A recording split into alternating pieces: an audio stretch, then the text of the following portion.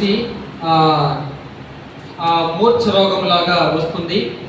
కింద పడినప్పుడు నురుగు కక్కుకొని అక్కడే పడిపోతూ ఉన్నాడు. నా కుమారుని స్వస్థపరిచిన ఆ దెయ్యాన్ని విడిపించాలని శిష్యుల దగ్గరికి వెళ్తే శిష్యుల వల్ల కాలేదు. సరే అని చెప్పేసి వాళ్ళ వల్ల కాకపోతే యేసుక్రీస్తు దగ్గరికి వెళ్ళారు.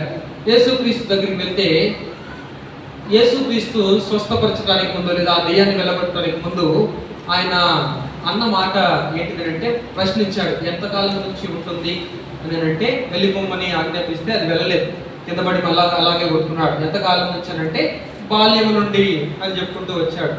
బాల్యం నుండి అని చెప్పుకుంటూ వచ్చిన తర్వాత యేసుక్రీస్తు ప్రభుల వారు ఆజ్ఞాపించాడు. ఈ మాట చూడండి 25వ వచనంలో, జనులు గుంపు కూడి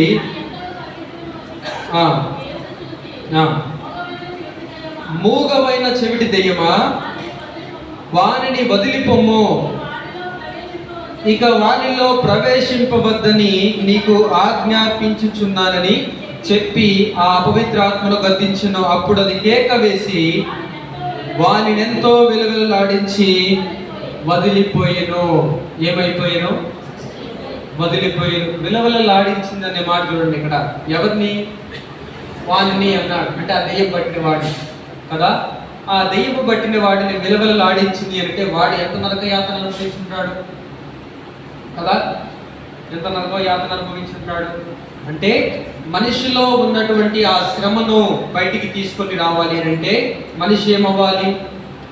కొంత నలగాలి, శ్రమను అనుభవించాలి.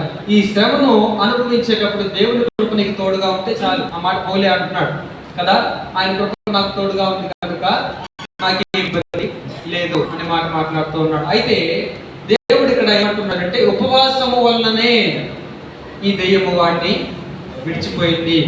అయితే వీళ్ళలో ఎందుకు ఆ కార్యం జరగలేదు అని అంటే వీళ్ళు దేని మీద ఆధారపడ్డారు?